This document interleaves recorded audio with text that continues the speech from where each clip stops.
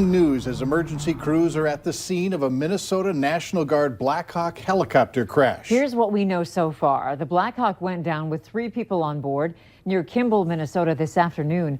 The helicopter went missing after a Mayday call 9 minutes after taking off at 1:55 this afternoon from the St. Cloud Airport. The chopper was conducting a maintenance test flight at the time of the crash. There is no confirmed information about the condition of the crew. A Ransom County bar and grill owner is asking for help after 2 women were caught on camera breaking in and cleaning out the till early yesterday morning. Valley News Team's crime and safety reporter Bailey Hurley talked with a woman today in an exclusive story you'll only see here on Valley News Live.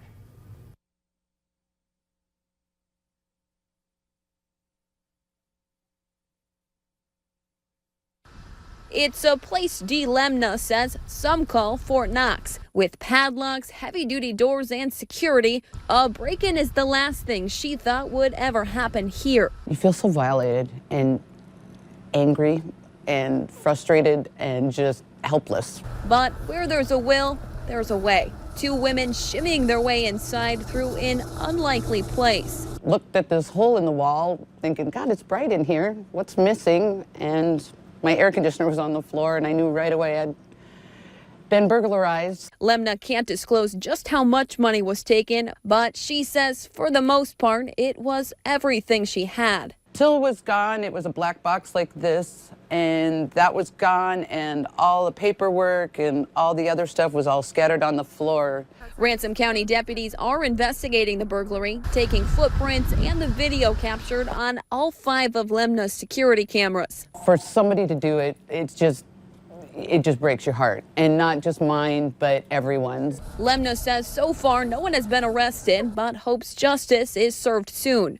It's my livelihood. Adding she's already changed the way she stores money and says soon that hole in the wall will be changed too. Yeah, I don't think I'll have an air conditioner in my office anymore. In Sheldon, Bailey Hurley, Valley News Live. If you have any information, you're urged to call the Ransom County Sheriff's Department at this phone number, 701-683-5255. Hope you had the opportunity to enjoy the weather over the last couple of days. Mother Nature is going to be noticeably changing things up starting tonight. Let's get the latest from Hutch, who's here with your no-wait weather planner. Hutch? Well, it is clear and cooling off fairly rapidly. Those north winds still pretty blustery out there as temperatures are slipping into the teens up in the Northern Valley. 19 Grand Forks holding on to 20 here in the FM area.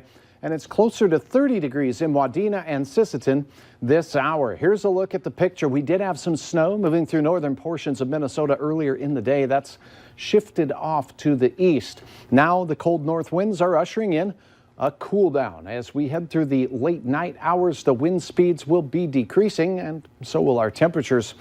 By bedtime tonight, single digits likely up in the Northern Valley. I'll have details in your hour-by-hour forecast on this little weather hiccup tonight that cools us off just a bit. Big time cool off coming on for the late weekend. I'll have details on that and an update on some snow in the forecast as well. All right, thanks.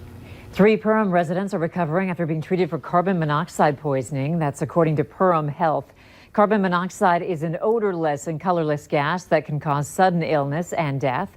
To protect your family, experts say to install CO detectors near every sleeping area in your home and check them regularly to make sure they're working properly. Authorities have confirmed that a man seriously hurt during a camper explosion in Richland County has died. They say Michael Fredericks was inside his camper Tuesday night when it caught fire and exploded. There's no word on the cause. A Fargo dad says he's upset that his 5-year-old son was beaten and duct taped by a man dating the child's mother. Grand Forks police arrested 22-year-old Cody Strohaugen for child abuse. Last month, police responded to a motel on a report of a suicidal man. Officers later learned Strohaugen allegedly beat Cohen Kwasny's son multiple times, bruising both his eyes. They say he pushed the child into a dresser, hurting his knees and shins. Shocking to hear that, one, he duct taped his mouth shut, and something that wasn't said in the police report is he had a hoodie wrapped around his face in a knot, basically suffocating him as well. Cohen Kwasny says his son is scared of men and may need professional help. Cody Strohaugen remains in the Grand Forks County Jail on the child abuse charge with a $10,000 bond. A 32-year-old man is facing an aggravated domestic violence charge surrounding a dispute Wednesday night in Fargo. The report came in around 10:30 near the Grand Inn on 14th Avenue South. Police say Tyler Well was arrested after a woman on the scene said that he tried to choke her during the argument. The woman walked away with a minor injury to her finger. Wells in the Cass County Jail. A 24-year-old man has been formally charged with holding a woman against her will and trying to strangle her. Authorities say it happened Tuesday on the 300 block of 7th Street South. Casey Thronson is accused of grabbing the woman by her throat and lifting her off the ground when she tried to leave his home. If he's found guilty on all charges, he could spend up to 6 years in prison. A semi hit and destroyed a power pole in Jamestown, and now police are looking for the driver who did it. Officers are releasing these images of the truck, hoping that someone might recognize it and come forward. Because of the accident, the truck may have damage to the right side of its trailer near the front axle. Investigators say the driver hit the pole around 10 a.m. today near the 1100 block of 5th Avenue Southeast. If you have any information, give them a call. A busy holiday weekend for law enforcement as they made more than 400 DWI arrests this holiday weekend. And so far this year, more than 25,000 DWI arrests. Minnesota State Troopers say they will have extra DWI patrols every weekend until the end of the year. North Dakota State College of Science's president and 2 of its vice presidents are billing the state of North Dakota for more than $36,000 in legal fees after a prosecutor declined to pursue criminal charges against them in the wake of a critical audit report. Wahpeton-based school president John Richmond and vice presidents Tony Grinberg and Dennis Gladden argue that they are due the fees under North Dakota law, although the state lawyers have not made that determination. There's still time to get to a local discussion on student mental health. It starts at 7 o'clock at the Dakota Medical Foundation. The keynote speaker is Jeff Yalden, who's been called North America's #1 teen mental health speaker.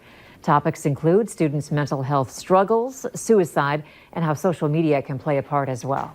We hear so much about teens addicted to vaping, but not as much about resources to help them out. Well, there's a new free online program aiming to help them win their battle against vaping. It's called My Life, My Quit, and it offers tailored resources to help them quit, like a confidential quit coach, 5 free coaching sessions, and ongoing text messages to encourage them throughout the quitting process. We'll also have the latest on the teen tobacco use from the CDC later in this show. Good news for Minnesota families struggling to keep up with rising insulin costs. How does $25 a month for prescriptions sound? All private plans offered in the state marketplace now cap out-of-pocket insulin expenses.